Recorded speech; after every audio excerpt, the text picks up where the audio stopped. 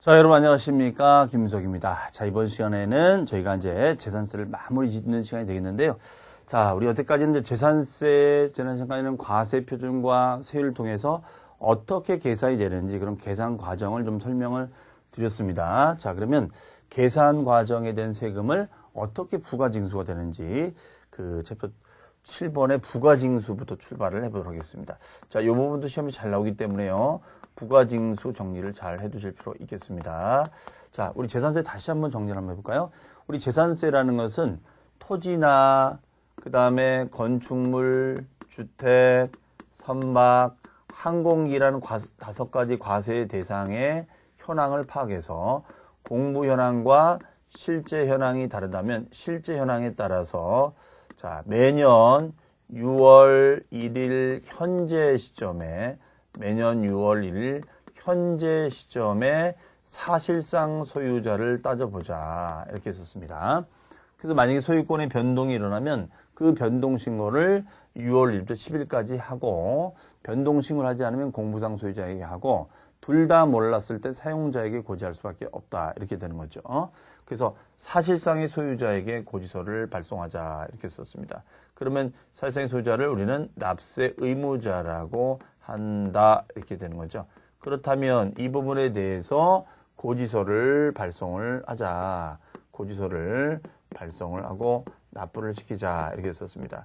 그러면 이때 고지 납부하는 것을 우리는 보통징수라고 하는 거죠. 보통징수.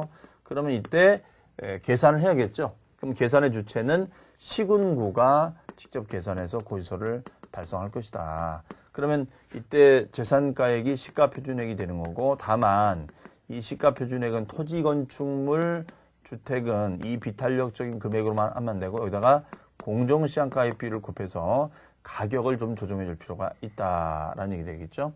하지만 반면에 선박과 항공기는 그러할 필요 없이 그냥 시가표준액을 과세표준으로 정한다. 이렇게 볼 수가 있겠습니다.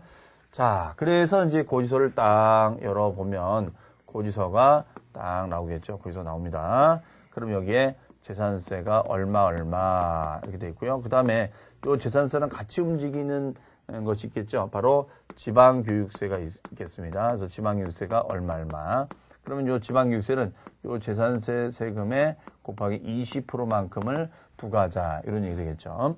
그럼 만약에 재산세 납부세액이 만약에 100만 원이라고 한다면 100만 원이란다면 이거는 20만 원만 부과가 되면 되겠지요. 그렇죠?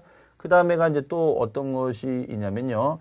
우리가 지역 자원시설세가 있습니다. 지역 자원시설세. 그래서 그 지역의 자원을 활용한다거나 그 특정 부동산, 그 부동산이 있다면 그 부동산을 유지하기 위해서 뭐 오물 처리를 해야 된다거나 아니면은 소방시설을 설치해서 우리가 관리 유지를 해줘야 되거든요.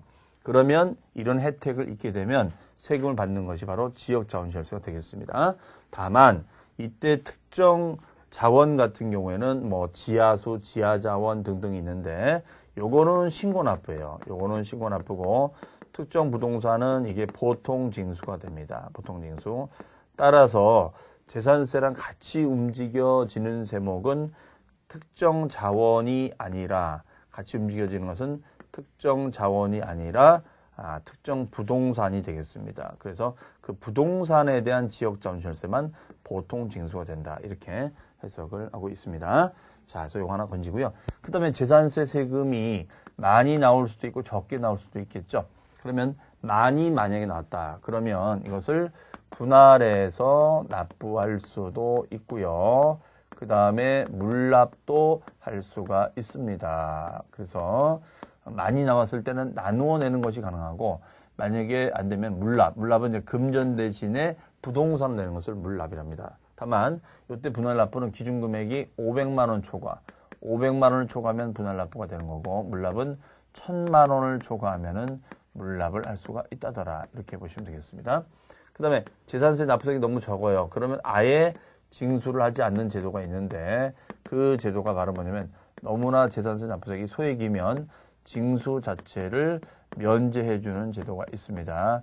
이러한 제도를 소액 징수 면제 이렇게 얘기하고 있습니다. 뭐라고요? 소액 징수 면제. 너무나 세액이 작으면 아예 징수를 면제해 줍시다. 라는 제도를 소액 징수 면제라고 합니다. 자, 그럼 여기서 이제 건질 수 있는 것은 일단은 얘는 부과 방식이 보통 징수입니다. 그럼 보통 징수니까 신고 납부가 아니에요. 그럼 신고 납부가 아니니까 얘는 가산세를 부담할 일이 없습니다. 대신 그 주어진 납기가 있으니까 그 납기를 위반해서 계속 미루다가 납부를 합니다. 그러면은 요 기간 동안에 연체가 되잖아요.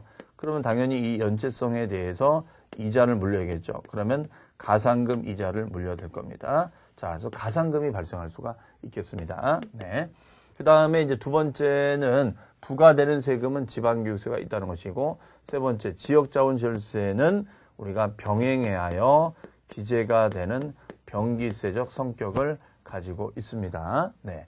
그 다음에 네 번째는 분할해서 납부하거나 물납이 가능하고, 다섯 번째는 소액이면 아예 징수를 면제해 주는데, 이때 소액은 2,000원 미만이 되겠습니다. 2,000원 미만인 경우에는 아예 징수를 하지 맙시다라는 제도를 소액징수 면제라고 얘기를 하고 있습니다. 자, 그러면 여러분들 그 자료 보시면 과세 기준 및 납기가 있죠. 기준일은 뭐 할 때 쓰는 거죠? 납세무자를 판단하는 아주 중요한 날짜였었어요. 몇 월 며칠? 매년 6월 1일 현재로 되겠네요. 그렇죠? 그다음에 납기 별표시해 놓으시고요. 이거는 암기상입니다. 그래서 토지는 9월 16일부터 9월 말까지, 건축물, 상가, 공장, 건물 등은 7월 16일, 7월 말까지. 주택 별표시. 주택은 좀 반반씩 나눠져 있어요. 그래서 2분의 1은 7월 달, 나머지 2분의 1은 9월 달이고, 다만 해당 연도의 부과세액이 10만 원 이하가 되면 우리가 7월 16일부터 7월 말까지 일시에 한꺼번에 부과징수할 수가 있습니다. 그러니까 반반씩 되지 않는다 이거죠. 너무나 소액이니까 이걸 반반씩 고지하지 않는다. 그럼 10만 원 넘어가면 반반씩 한다는 거죠. 그러면 20만 원 더하면 10만 원, 10만 원. 그렇죠?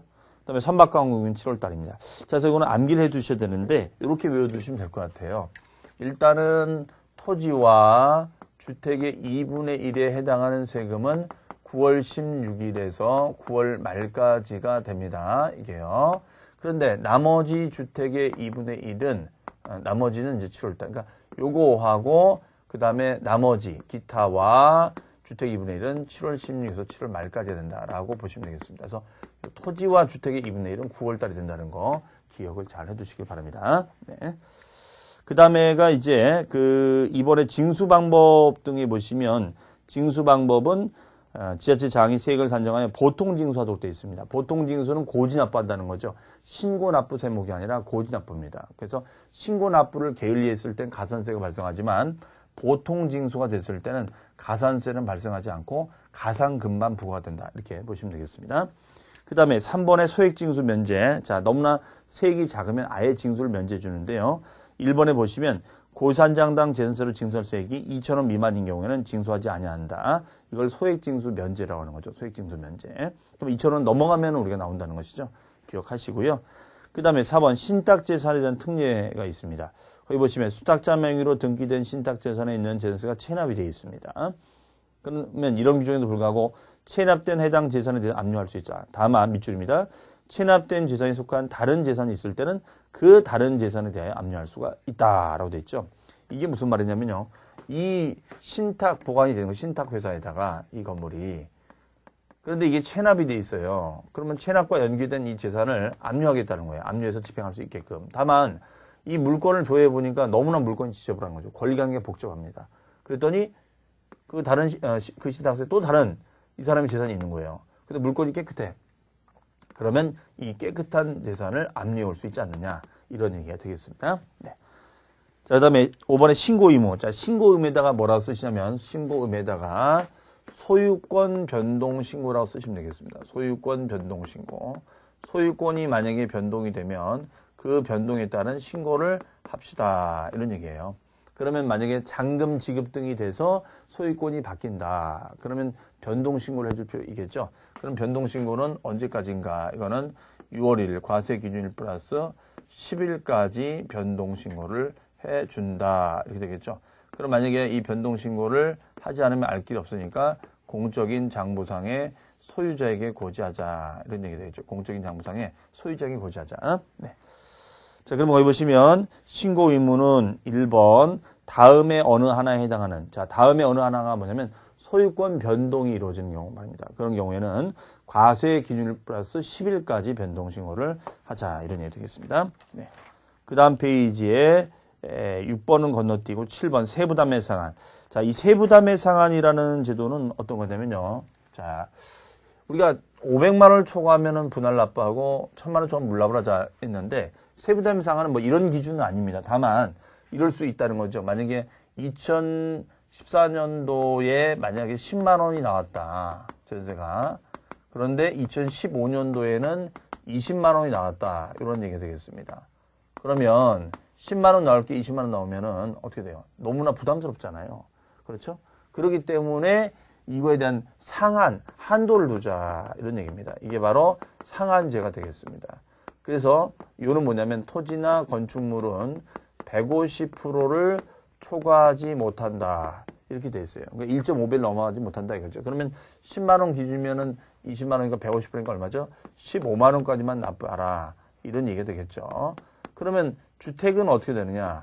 주택은 아무래도 좀 이게 서민주택이냐 아니냐에 따라서 좀 예민해요. 그래서 이거는 주택가액에 따라 3억 이하가 되면은 105%, 그 다음에 3억 초과 6억 이하가 됐을 때는 110%, 그 다음에가 6억 초과가 됐을 때는 130%가 됩니다. 그래서 우리가 요 105, 110, 130% 이것이 그동안 이제 적용이 되어 왔는데 최근에 이 부분을 한도비를 좀 올려야 되지 않냐라고 이것이 개정안에 나와 있었는데 현재 이 개정안에 나와 있는 내용이 통과가 되지를 않고 있습니다. 통과가 되질 않았어요. 그래서 일단은 여러분들이 이 토지 건축물 주택은 종전대로 기억을 해 두시는 게 좋을 것 같습니다. 그래서 이 부분은 개정이 쉽지가 않을 것 같아서 물론 지금 우리 교재에는 개정안으로 반영된 내용이 들어와 있습니다만 2014년 기준의 세부담의 상한으로 여러분들 기억을 해 주시면 좋을 것 같습니다. 현행 법령도 그렇게 되어 있기 때문에요. 자, 그래서 여러분들 거기 보시면 세부담의 상한 한도가 있는데 거기 보시면은 그 원칙 박스를 보시면 원칙은 직전 연도세의 2배. 이게 이제 200으로 이제 이 비율을 올리려고 하는데 아직까지는 올리고 있지 않다는 거죠. 그래서 가로에 150%, 150에다가 밑줄 쳐놓으시기 바랍니다. 150으로 기억해 놓으시면 되겠어요. 그다음에 주택은 3억 이하, 자 가로에 105 밑줄 해 놓으시고요. 3억 초과 6억 이하 가로 110, 6억 초과 가로 130 이렇게 밑줄을 쳐 놓으시면 되겠습니다. 그래서 밑줄 쳐져 있는 내용들을 기준으로 상한선을 정하고 있다라고 보시면 되겠습니다. 그 다음에 오른쪽에 직전 연도 해당 재산세액, 요거는 바로 이제 직전 연도 세액을 어떻게 산정하는 것인지를 써놓은 거니까 그건 참고로 하시면 되겠습니다. 그 다음에 8번에 보시면 물납과 분할납부 별 표시해 놓으시고요. 자, 물납의 대상자 보겠습니다. 물납의 대상자는 재산세 납부세액이 자 기준이 얼마였죠? 1000만 원 초과했죠. 밑줄입니다. 1000만 원 초과. 그러면은 물건이 있을 거 아닙니까? 자, 물건의 제약이 있는데요. 두 번째 줄. 해당 지방자치단체의 관할구역 안에 있는 부동산에 대하여만 물납이 됩니다. 그러면 관할구역 밖은 우리가 안 된다는 거예요. 자, 다시요. 이때 부동산으로 물납이 가능한데 이 물납은 관할구역 안에 있는 부동산만 된다. 이렇게 보시면 되겠어요. 그 다음에 물납은 일정 요건 신청. 그래서 납부기한 10일 전 밑줄, 10일 전까지 신청이고, 그 다음에 신청을 받은 신청문서는 밑줄 5일 이내에 우리가 허가를 맡으면 됩니다. 그 다음에 오른쪽 가로 하단에 보시면 2번에 분할납부입니다. 자, 분할납부는 기준금액이 얼마 초과예요? 1번 분할납부 기한은 500만 원 초과. 그렇죠. 500만 원 초과 체크해 놓으시고요. 그 다음에 분할납부 기한은 45일 이내입니다. 45일 이내 체크. 그 다음에 분할납부 기준은 납부할 세액이 1000만 원 이하일 때는 500만 원을 초과하는 금액이고 밑줄 1000만 원 초과하시는 그 세금의 50% 이하다. 그러면 만약에 재산세 납부할 세액이 700만 원이에요. 700만 원. 그러면 700만 원이 나왔다. 그러면은 500만 원을 내주고 다시 200만 원을 갖다가 납부하면 되는데 그 분할 납부 기한은 45일 이내가 되겠다라고 보시면 되겠습니다. 그다음에 1000만 원을 초과할 때는 50%다. 그럼 만약에 2천만 원이다. 2천만 원이에요. 그러면 2천만 원이 됐을 때는 그 세금의 50%, 1000만 원을 내주고 다시 45일 이내 1000만 원을 우리가 납부해주면 되겠습니다. 자, 그렇게 해서 가시면 되겠어요. 그래서 500만 원 초과 1000만 원일 때는 우리가 500만 원 초과금에 1000만 원 초과하실 때는 그 세금의 50%가 되겠다라고 해석을 하시면 되겠습니다. 그 다음 페이지 9번에 보시면 부가세와 병기세가 있습니다. 자, 부가세는 딸려붙는 세금을 부가세라고 하죠. 그래서 부가세는 밑줄 지방교육세가 있습니다. 그래서 지방교육세는 동그라미 2번. 지방교육세는 납부할 재산세액의 100분의 20만큼 부과가 됩니다. 그러면은 재산세가 만약에 재산세가 100만 원이다. 100만 원이 되면 요 100만 원의 지방교육세가 20만 원이 되겠습니다. 지방교육세는 20만 원이다. 이렇게 보시면 되겠어요. 그래서 재산세 100만 원에 지방교육세는 20%니까 20만 원이 된다. 이렇게 보시면 되겠어요. 네, 이번에 밑줄입니다. 병기세는 특정 부동산에 대한 지역자원세는 병행하여 기재하도록 되어 있습니다. 병행하여. 그래서 거기 보시면 특정 부동산에 대한 지역자원세 납기와 재산세 납기가 될 때는 나란히 적어서 고지할 수 있다. 이런 걸 병기세라고 합니다. 병기세. 병행하여 기재한다. 그럼 얘하고 얘가 어떻게 다르냐? 지방교육세 같은 경우에는 이 재산세 납부세액이 결정이 돼야지만이 이 세금이 결정되는 부과되는 세금입니다. 반면에 지역자원시설세는 그렇지가 않아요. 성격 자체가 독립적으로 운용되는 세금이 되겠습니다. 독립적으로 운용되는 세금이에요. 그래서 독립적으로 계산은 되는데 이 고지서를 한 장을 보내주고 요 고지서를 한 장 보내면 불편하잖아요. 어차피 또 뭐 못 받았네 이러면은 소위 말해서 행정비용만 낭비가 되는 것 아닌가. 따라서 행정비용의 절감 등의 목적을 위해서 병행해서 기재하자. 다만 계산은 독립적으로 운용하자라는 그런 얘기가 되겠습니다. 자, 이상으로 해서 우리가 재산세에 대한 복습 및 부가징수 다 정리해봤고요. 그러면 이제 종합부동산세로 넘어가도록 하겠습니다. 자, 챕터 5장의 종합부동산세. 우리 국세, 이제 지방세를 다 마치고 이제 국세 파트로 이제 넘어가네요. 이 종합부동산세는 우리 시험에서는 이제 한 문제 정도 출제를 하고 있습니다. 그래서 어떤 전체 종합적인 내용을 가지고 이렇게 물어보는 한 문제 정도가 되는 거니까요. 그래서 여러분들이 재산세처럼 이렇게 깊이 있는 공부보다는 핵심적인 키워드를 중심으로 또 숫자들을 체크하면서 공부를 하시면 될 것 같습니다. 자, 그러면은 이 종합부동산세는 말 그대로 일정 요건의 부동산을 종합을 해서 과세하자는 국세를 지칭합니다. 그러면 제가 여태까지 합산한다, 종합한다 라는 거의 의미를 말씀드렸잖아요. 그러면 합산하고 종합하는 이유가 뭘까요? 그렇죠. 합산하고 종합하는 이유는 합산되면 될수록 세금 부담률을 올리겠다 이런 얘기입니다. 증가시키겠다. 그렇죠? 즉 누진 효과를 위해서 우리가 한다는 것이죠. 자, 그래서 이 종합부동산세는 부동산 투기를 막기 위해서 토지라든가 주택이라든가 이런 부동산을 과다 소유를 억제할 목적으로 2005년도에 입법이 됐습니다. 그래서 재산세 납세문자 중에서 일정 요건의 토지와 주택을 소유한 자의 과다 소유한 자를 억제하기 위해서 만든 국세를 종합부동산세다라고 생각하시면 되겠습니다. 자, 그러면 이렇게 한번 볼까요? 우리가 재산이 있습니다. 재산이 있는데 재산은 5가지 형태의 재산이 있습니다. 5가지는 뭐가 있냐면 일단은 토지라는 재산이 있습니다. 토지라는 재산이 있고 두 번째는 주택이라는 재산이 있고요. 세 번째는 건축물이라는 재산이 있습니다. 건축물이라는 재산이 있고 그다음에 네 번째는 선박이라는 재산이 있습니다. 그다음에 다섯 번째는 항공기라는 재산이 있어요. 그래서 이런 5가지 재산이 있는데 그 5가지 재산 중에서 과다 소유한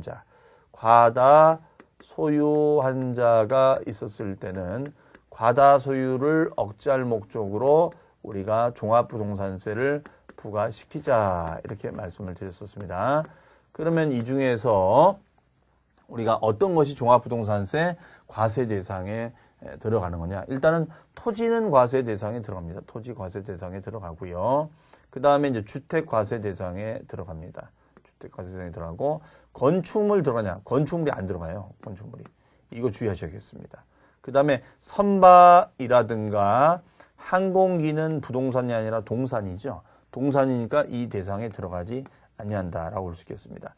그러면 일정 요건의 토지와 일정 요건의 주택만 대상이 되는 것이죠. 그러면 토지라고 하면 다 들어가느냐? 이미 토지 재산세에서 학습을 했었잖아요. 토지의 종류는 크게 3가지가 있었죠. 농지나 공장 용지 같은 분리과세 토지가 있었고, 그 다음에 나대지나 잡종지 같은 종합선이 있었고, 영업용 건축물에 딸린 별도합선이 있었죠. 자, 그 중에서 단 분리과세로 빠져 있는 토지는 종부세 대상에서 제외를 하고 있습니다. 그럼 분리과세라는 것은 뭐 농지나 공장용지, 그 다음에 농지, 그렇죠. 일정 요건의 농지, 공장용지, 그 다음에가 뭐 기준면적 이내의 토지 있는 공장용지나 목장용지, 그 다음에가 이제 우리 골프장 토지나 오락장 토지, 이거는 사치성이긴 하지만 어떻습니까? 4% 고일 과세가, 고일 분리가 된다고 그랬었죠. 그 다음에 주택에 대해서는 과세하는데, 그러면 사업 목적으로 활용하는 주택도 과세가 되느냐? 아닙니다. 사업 목적으로 활용되고 있는 주택은 그 대상에서 제외를 하고 있습니다. 그러면 아파트가 여러 가지, 뭐 집이 이렇게 아파트가 있는데, 이 집을 만약에 우리가 보통 아파트 1층 같은 경우에는 요즘 가장 많이 활용하는 것이 가정 어린이집이죠. 가정 어린이집용으로 우리가 활용을 한다거나, 아니면은 뭐 임대 사업을 목적으로 활용을 한다거나, 그런 등의 목적의 주택 등은 종부세 대상에서 제외를 하고 있습니다. 그러니까 쓸데없이 집을 갖고 있는 것이 아니라는 얘기죠. 그래서 사업 목적으로 활용하는 주택은 종부세 대상에서 제외를 하고 있다. 이렇게 보시면 되겠어요. 그래서 건설 임대주택이라든가 가정 어린이집이라든가 일종의 뭐 문화재로 쓰는 집들 다 마찬가지입니다. 그 다음에가 이제 건축물. 자, 이 건축물은 부동산인데 왜 여기 들어가지 않느냐? 원래는 입법을 하려고 했었습니다. 근데 문제는 이 건축물을 재산세도 받고 종부세를 받게 되면, 문제는 이 건물주가 바보가 아닌 이상은 재산세를 받고 다시 종합부동산세를 또 받을 수 있다는 겁니다. 그러면 재산세를 받고 종부세를 또 받게 되면 어떤 문제가 생기느냐? 재산세를 받고 또 종부세를 받게 되면 이중적으로 세금이 부과되는 꼴이 되는 건데, 그렇게 되면 이 세금 부담을 덜기 위해서 요 임차인, 그렇죠? 요 건물주의 임차인한테 소위 말해서 이 부담을 전가할 수 있다는 거예요. 그럼 임차인 입장에서는 예상치 못했던 세금 부담이 올라가는 꼴이 되는 겁니다. 야, 이건 문제가 있구나. 그래서 이 부분에 대해서는 우리가 종부세 대상에서 제외시켜 주자, 이렇게 얘기를 하고 있습니다.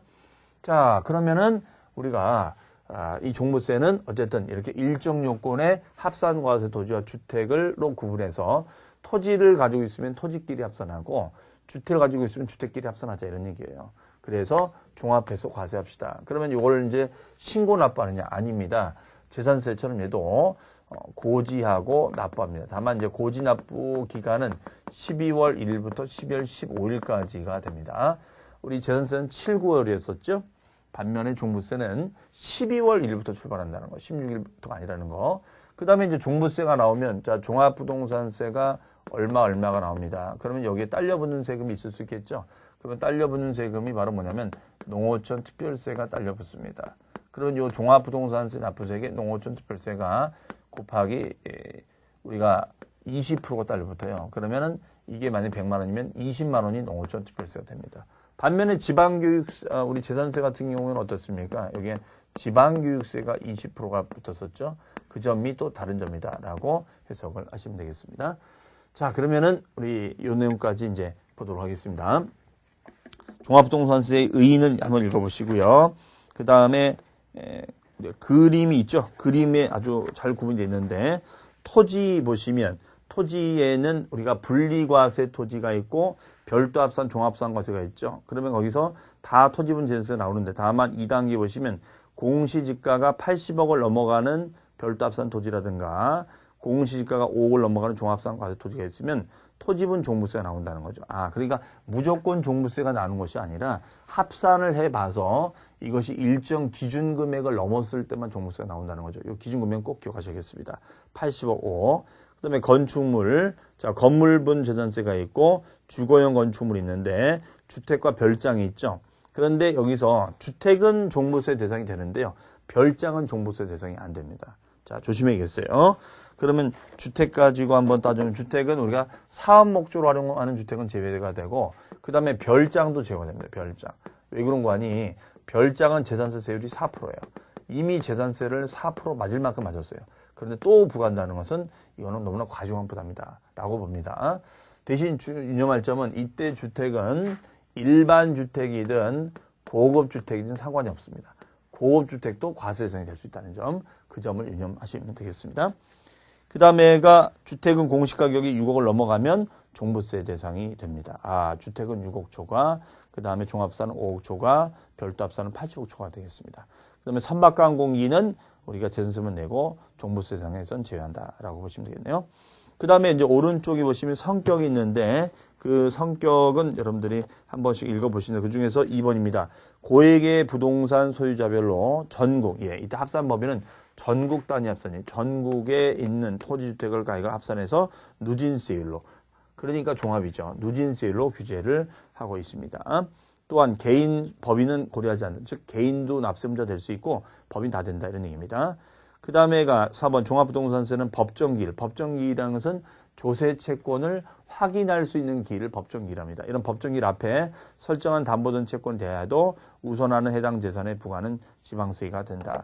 이런 것을 우리는 가로 4번에 이런 것을 우리는 당해세라고 하죠. 당해세라고 합니다. 당해세. 당해세라는 것은 당해 재산가액을 기준으로 부과하는 세금을 당해세라고 합니다. 그래서 당해 재산가액을 기준으로 부과하는 세금으로서 당해세가 되면 항상 우선합니다. 항상 우선한다. 이렇게 보시면 되겠어요. 항상 우선합니다. 당해세가 되면 얘는 피담보 채권에 항상 우선한다. 그래서 피담보 채권과 부딪혔을 때는 원래 법정기를 중심으로 따졌었잖아요. 조세 총론에서 우리가 언급했었던 거죠. 하지만 당해 재산가액 기준으로 부과되는 세금은 항상 당해세를 우선시한다. 이렇게 썼습니다. 자, 기억 안 나시는 분들은 그 조세 총론 쪽을 참고를 해 주시면 좋겠습니다. 그 다음에 박스에 보시면 종합부동산세 과세 대상은 일정 요건의 주택과 토지가 있는데 토지는 종합합산, 별도합산. 종합합산은 무슨 토지요? 비삼용 토지. 별도합산은 영업용 토지를 지칭하죠. 네. 그 다음 페이지에 보시면 종합부동산세는 같은 이제 내용이 설명이 되어 있고요. 그 다음에 이번에 비과세, 재산세 비과, 종합부동산세 비과세는 재산세 비과세에 뭐 국가 등의 소유라든가 무료 이용했다든가 그런 재산은 다 비과세 준다고 그랬거든요. 얘도 비과세가 된다라고 보시면 되겠습니다. 그 다음에 오른쪽에 이제 3번에 주택에 대한 과세입니다. 자, 별 표시해 놓으시고요. 그렇다면 주택에 대한 이제 과세 흐름이라든가 특징을 한번 알아보자 이런 얘기입니다. 그러면 우리가 그 주택의 개념에 의의가 있고 주택분 전세 보시면 동그라미 2번에 그 화살 표시가 있죠. 밑줄입니다. 주택을 제외한 별장 동그라미 별장. 분명히 별장은 4% 고율 과세하니까 아니다라고 했었죠. 별장 및 사업용 건물 등은 대상이 아니다. 그렇습니다. 사업 목적의 건물. 우리가 일정 요건의 토지나 주택은 되지만 일반 건축물은 되지 않는다 그랬죠. 상가 건물, 공장 건물 대상이 되지 않는다 이렇게 썼어요. 그다음에 주택의 범위. 자, 주택이 되면은 다 합산해서 과세할 수 있지만 만약에 사업적인 목적을 가지고 주택을 소유하고 있다. 그러면 사업적인 목적의 주택은 다 제외시켜 줘야 된다. 이렇게 했었죠. 그럼 거기서 보시면은 1번에 임대주택, 사업 목적을 가지고 있죠.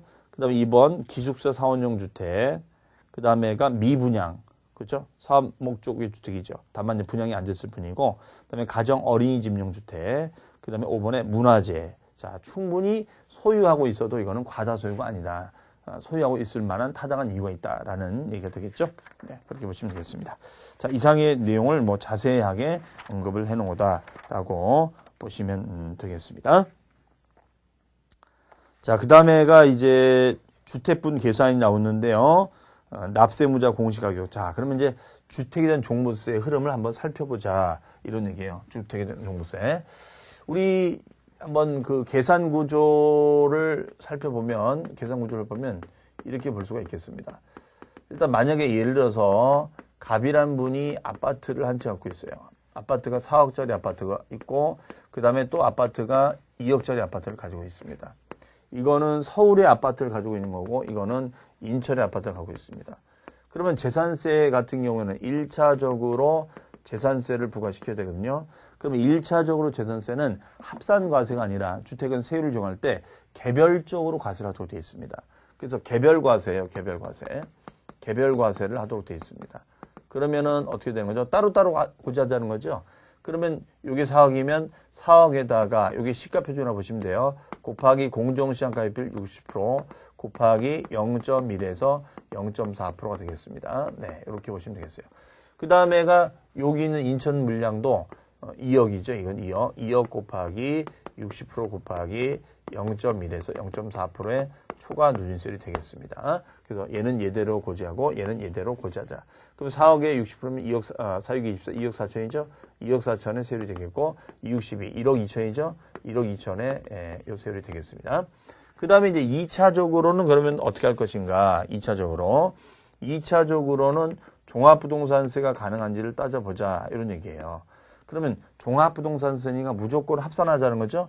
무조건 이거를 합산을 해서 우리가 규제하자. 그래서 합산됐을 때 이 기준금액이 일정 기준액을 넘어가면 종합부동산세를 부과할 수 있다라고 보시면 되겠습니다. 자, 그러면은 이런 경우에는 그 기준금액을 이제 얼마로 이제 잡을 거냐가 이제 주 포커스가 되는데요. 일단 기준액이 있어야겠죠. 그럼 기준액을 일단 6억을 잡습니다. 6억을 넘었을 때만 종부세 갑니다. 그러니까 만약에 요 합산 금액이 6억을 넘지 않으면 종부세는 없는 거예요. 그러면 요 경우에는 4억이 여기니까 6억 넘었나요? 안 넘었나요? 안 넘었죠. 그러면 종부세 없는 겁니다. 그래서 이 기준액이 중요한 겁니다. 그런데 만약에 이게 4억이 아니라 5억이다. 이게 2억이다. 그러면 이제 5억에 60%면 3억. 3억이 과표가 되는 거죠. 과표에다가 누진세율.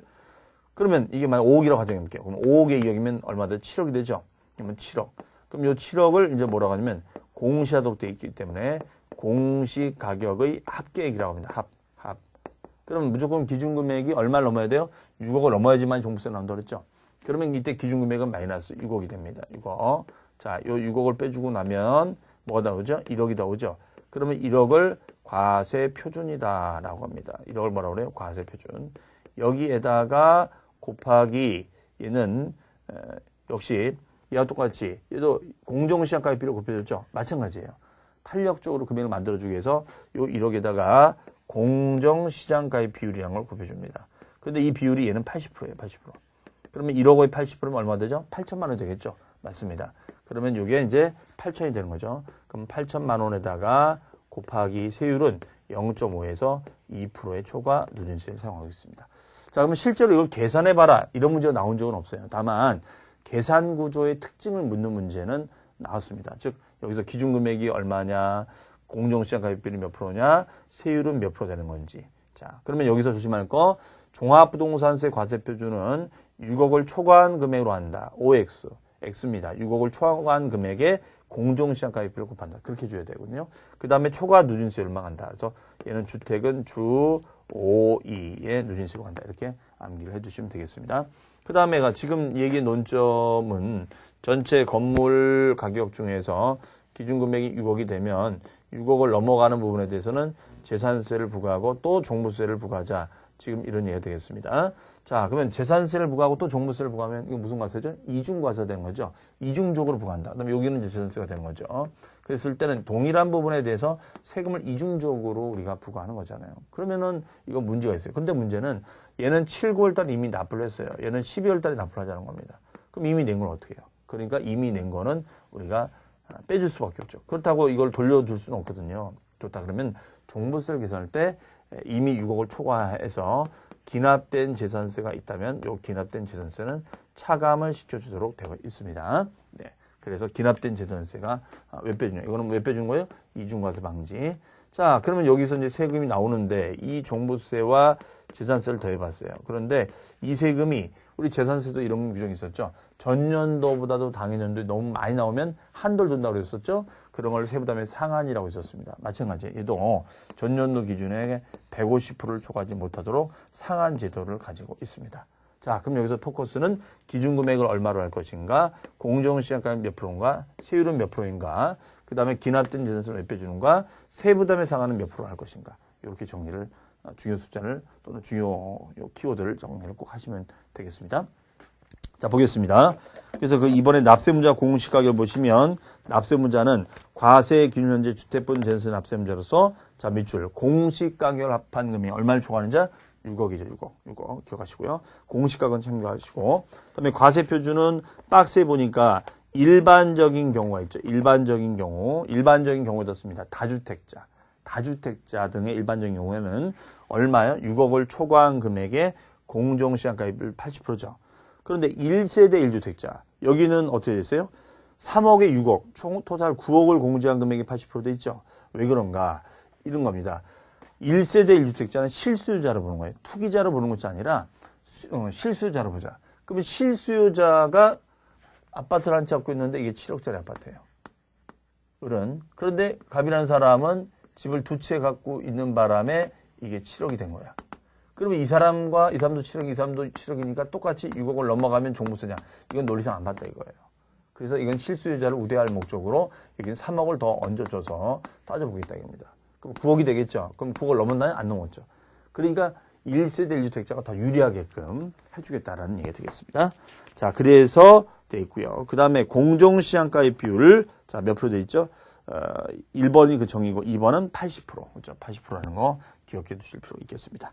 그 다음에 1세대 1주택. 그렇다면 이때 1세대 1주택이라는 것은 어떤 사람을 말하냐. 그 정의는 여러분들 참고 보시고요.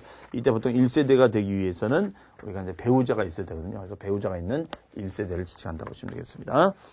자, 그 다음에가, 우리가 이제 그 세율을 보시면, 자, 그 다음 페이지 오른쪽에 보시면 세율 있죠. 주택분 세율은 박스에 과세 표준이 6억 원까지는 뭐예요? 1000분의 5, 0.5%죠. 0.5. 그 다음에가 6억 94억 초과할 때는 1000분의 20, 2%가 됐죠. 그래서 최저 0.5에서 최고 2%. 최저와 최고만 기억하시면 되겠습니다. 자, 그 다음에 2번 주택분 과세 표준액에 대한 주택분 전세 부가세액이 있죠. 요거는 왜 빼주는 거다? 이중과세 방지가 되겠습니다. 뭐요? 이중과세 방지. 이중과세 방지 목적으로 빼주는 거다라고 보시면 되겠습니다. 이중과세 방지 목적. 네. 기납된 재수가 있으니까요. 네. 자. 그 다음에가 이제, 나머지 이제 율이 있는데, 그 부분에 대해서는 우리가 이제 또 따질 부분들이 있으니까 다음 시간에 하는 걸로 하고요. 자, 이번 시간에는 이 부분까지 정리하도록 하겠습니다. 자, 다시 한번 보면, 우리 주택은 종부세는 일단은 재산세는 개별적으로 과세한다. 하지만 종부세는 이거를 다 합산해서 이 합계 금액이 6억을 초과했을 때 나온다. 다만 1가구 1주택자일 때든 배우자가 있는 1세대 1주택, 가족이 있는 1세대 1주택자는 실수요자로 봐서 3억을 던져서 9억을 초과했을 때만 종부세를 부과한다는 거죠. 그럼 초과 금액에 공정시장가입비를 80% 곱해주고 거기에다가 세율은 주 5의 누진세를 해주고 혹시라도 그 초과된 금액에서 이중적인 부과가 됐으니까 이미 낸 거는 빼주겠다. 그럼 거기서 나온 세금을 전년도에 150을 초과하지 못하는 상한 제도를 두고 있다 이거죠. 자, 나머지 상한이라든가 또 1세대 1주택자의 세액공제 규정이 있습니다. 그래서 그 내용은 다음 시간에 설명을 드리도록 하겠습니다. 자, 그럼 저는 여기서 마치도록 하겠습니다. 수고 많으셨습니다.